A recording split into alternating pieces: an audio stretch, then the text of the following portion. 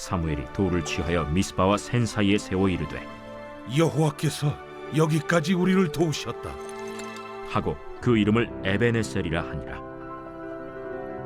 이에 블레셋 사람들이 굴복하여 다시는 이스라엘 지역 안에 들어오지 못하였으며 여호와의 손이 사무엘이 사는 날 동안에 블레셋 사람을 막으심에 블레셋 사람들이 이스라엘에게서 빼앗았던 성읍이 에그론부터 가드까지 이스라엘에게 회복되니 이스라엘이 그 사방 지역을 블레셋 사람들의 손에서 도로 찾았고 또 이스라엘과 아모리 사람 사이에 평화가 있었더라.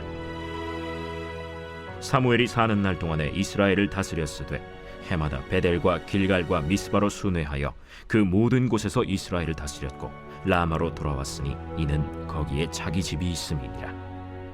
거기서도 이스라엘을 다스렸으며 또 거기에 여호와를 위하여 제단을 쌓았더라.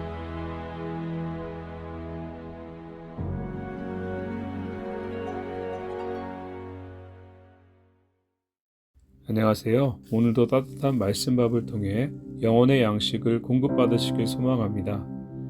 엘리를 대신해 이스라엘의 지도자로 세워진 사무엘은 이방신을 버리고 여호와만을 섬길 것을 촉구하는 회개의 말씀을 선포했고 백성들은 그 말씀을 받아 미스바에 모여 금식하며 회개하는 놀라운 역사가 일어났습니다. 이방신을 버리고 여호와께로 돌아온 그들은 블레셋과 전투에서 적극적인 여호와의 손길로 인해 승리할 수 있었습니다. 사무엘은 블레셋과 전투에서 승리를 거둔 후 미스바와 센 사이에 돌을 세웠습니다.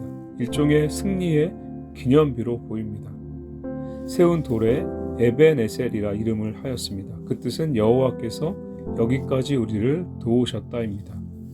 우리의 일상에도 많은 기념비들이 있습니다. 대체적으로 기념비는 어떤 행적들과 공을 세운 사람들의 이름이 기록되어 있습니다.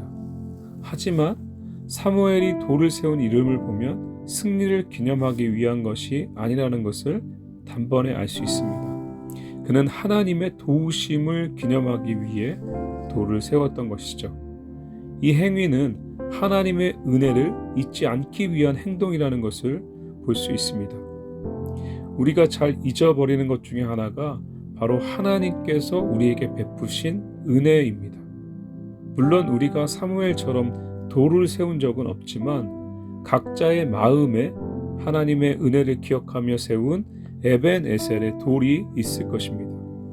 그 당시엔 정말 기뻤고 감사했는데 시간이 지나가면서 어느새 희미해지고 잊혀져 버리진 않았습니까?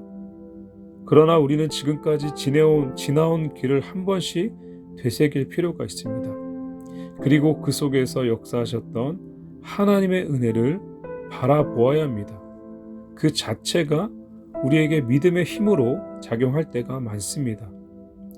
이스라엘 백성이 이 돌을 바라볼 때 하나님의 역사를 생각할 수 있도록 하기 위해 사무엘은 에벤에셀 기념비를 세운 것이죠. 오랜 암흑의 시간이 있었고 대적들의 공격 속에 신음하며 고통스러웠던 시간들도 있었습니다. 무엇보다 여호와의 궤를 블레셋에게 빼앗기는 정말 있을 수 없는 수치스러운 일도 있었습니다. 그러나 하나님은 그들을 버리지 않으시고 이곳까지 이르게 하신 것이죠. 이러한 은혜를 결국 어떤 자가 누리게 되는가를 성경 기자는 우리에게 말씀해 주고 있습니다. 그것은 오직 여호와만을 섬기는 자들입니다. 엘리 제사장에게 말씀하셨던 나를 존중하는 자를 내가 존중히 여긴다는 말씀처럼 하나님은 그분만을 섬기는 자를 귀하게 여기시며 그 안에서 은혜를 누리게 하십니다. 여호와께로 돌아와 그분만을 섬기며 존중하는 이스라엘 민족에게서 엘리가 사사로 다스릴 때 찾아볼 수 없었던 한 가지를 발견하게 됩니다. 14절을 보면 평화입니다. 이 평화는 단순히 전쟁이 없어서가 아닙니다. 13절을 보면 여호와의 손이 사무엘이 사는 날 동안에 블레셋 사람을 막으심에 라고 말씀하고 있습니다. 그들이 누리고 있는 평화는 여호와의 손에서 비롯된 것입니다. 14절을 보면 블레셋에게 빼앗겼던 성읍들을 회복하게 되었습니다. 이방신을 버리고 하나님께로 돌아온 기점으로 평화와 회복의 은혜가 그들에게 주어진 것입니다. 결국 다산과 풍요로움을 줄 것이라고 믿었던 바알과 아스타롯은 그들에게 아무런 도움을 주지 못했지만 하나님은 그들에게 평화와 회복을 얻게 하셨고 그것도 사무엘이 사는 날 동안에 계속해서 주셨습니다.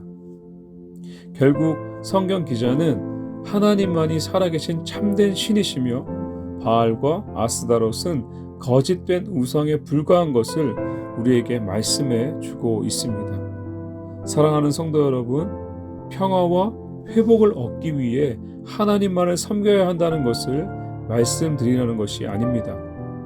평화와 회복이 하나님의 보호하심과 지켜주심이 우리의 믿음의 목적은 아니기 때문입니다.